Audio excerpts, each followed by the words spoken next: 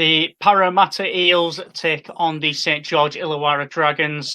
Rumours circulating online at the minute say that this could be Mary McGregor's last game as the head coach of the Dragons. Yeah, I know it came as a surprise to me as well. I didn't think that he would be one of the first out the door. But does that mean that the Dragons find another gear? I mean, they come up against an Eels side that welcome back one of their star forwards in Brian Mattison. The Dragons go through yet another spinal change-up, and I don't know how this affects their play. So now you have Norman back from being dropped. He comes into the 6. Clune keeps the 7 shirt, Hunt into 9, McInnes into 13, and Saylor keeps the 14 jersey. Fuimiono comes off the bench and takes the 12 jersey. Of course, there's no Ford this week. He misses out after that trip. So he'll be a big loss for the Dragons, and they go for a bit more of a more mobile pack coming up against, let's just face it, a monstrous Eels pack. I don't think going mobility over size in this game is going to work out for them, to be honest. The only way that will work out is if they target Shaun Lane. Shaun Lane is not the most mobile second rower. He's tall. He's 6'5" and 115. But he's not incredibly mobile. So potentially if they put someone like McInnes or if Lomax can get on the outside of Shaun Lane, they're in with a shout. Very, very quickly, before we go into the analysis, how can I understand that the Dragons fans are calling for heads because of, we'll just say the past. Let's be real. It has not been a great tenure for Mary McGregor. But for the 3 games that they've lost in the past 3 weeks, you could argue that the Sharks game, if they don't get dudded by the bunker, they win, because that try that shouldn't have been a try changed the momentum of the game at the time. They are 8 points short, and again, maybe the scoreline flatters them a bit, but they were tied up at halftime against the South Sydney side, who got back Latrell Mitchell and who just came up against Cody Walker, who stepped up and then some after Adam Reynolds went down. And then they come up against the 2-time current premiers are up. Well, I think they got the first try of the second half, didn't they? They were up 16-10. Believe so. And then the Roosters just did Roosters things. And there's now rumours that Mary's in trouble. Now, I know that I was a strong critic of him earlier in the season. I'm happy to say that my mind has changed. But I also think that he needs to pick a spine and sit with it, because this whole dropping yes, no, maybe, hello around the 6 and the 7 is not fun for anyone to watch. Now, Matt Duffy last week was a little MIA, but hopefully that's just a one-off for both him and my Supercoach team. But he, Clune, and Hunt, I'm not talking about Corey Norman at the moment because potentially Saylor comes in for him anyways. But those 3 really need to step up this week against arguably one of the premiership favourites this year.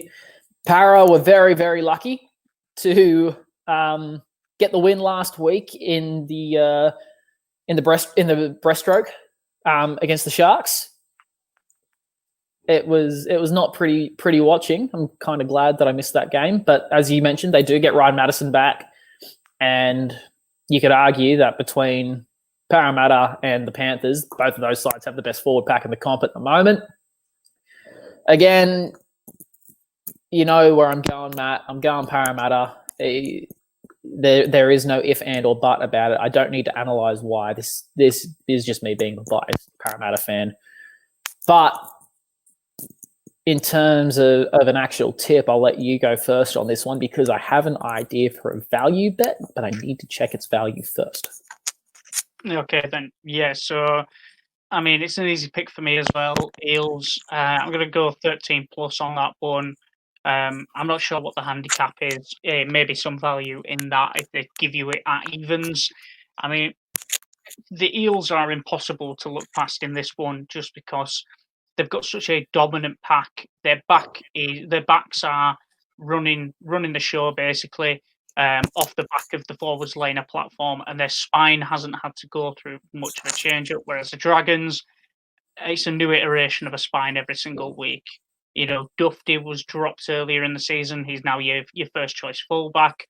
Norman dropped last week, but now he could be dropped again after being named in the six. Like, it's just it's the hokey cokey for Dragons fans at the minute.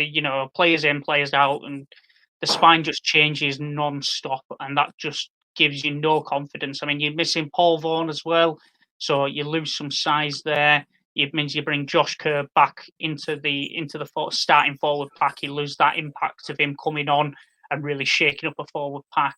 Ford as well, another big absentee. It just seems like the Eels forwards are going to run amok here. I can see that the Dragons are going to post points, but there's not going to be many.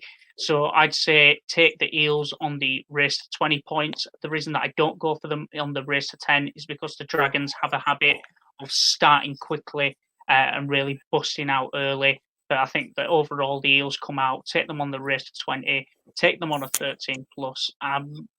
I'd say Mitch Moses, anytime try scorer as well. I think as some of those Dragons forwards get tired around the middle, Mitch Moses is going to come into his own and just pick up with that running game and break through. Well, you kind of just stole my line of thinking there, you butt. No.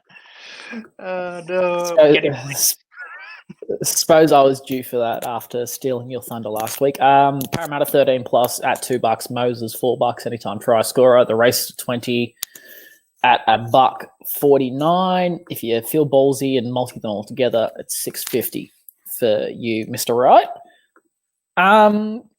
You kind of just stole my thunder there. I'm going to go Lomax anytime try scorer again. He's in a rich vein of form.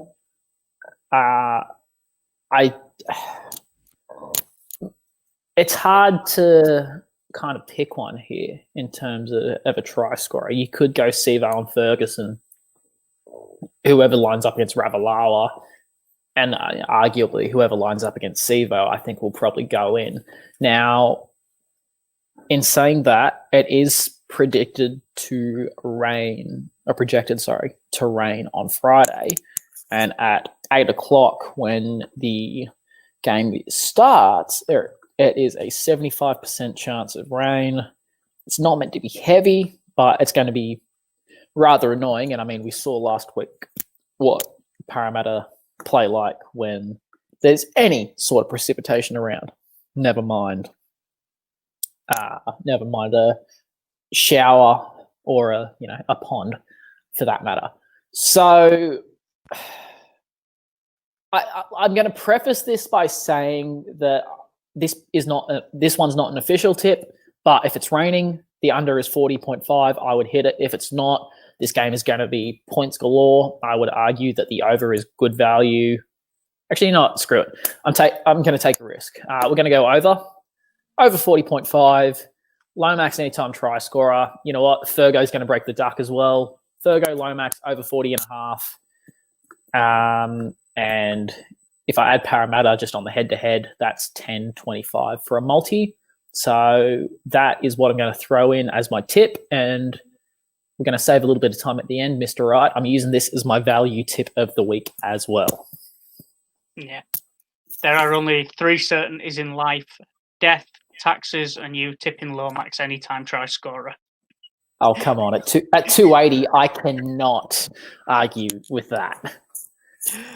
Okay, I think that's going to do it there then. As always, gamble responsibly. Anything you are prepared to stake, you are prepared to lose. Just bear that in mind. Also, a massive thank you to our sponsors again, RCR Nutrition. Check them out. Head over to their website, www.rcr-products.co.uk. Using code CKM to get 20% off your order. Go check them out. Go show them some love as well as they are helping the channel out. As ever, if you did enjoy this, leave a like, subscribe to the channel so you are always up to date. And as ever, thanks for joining us, and we'll see you for the next one.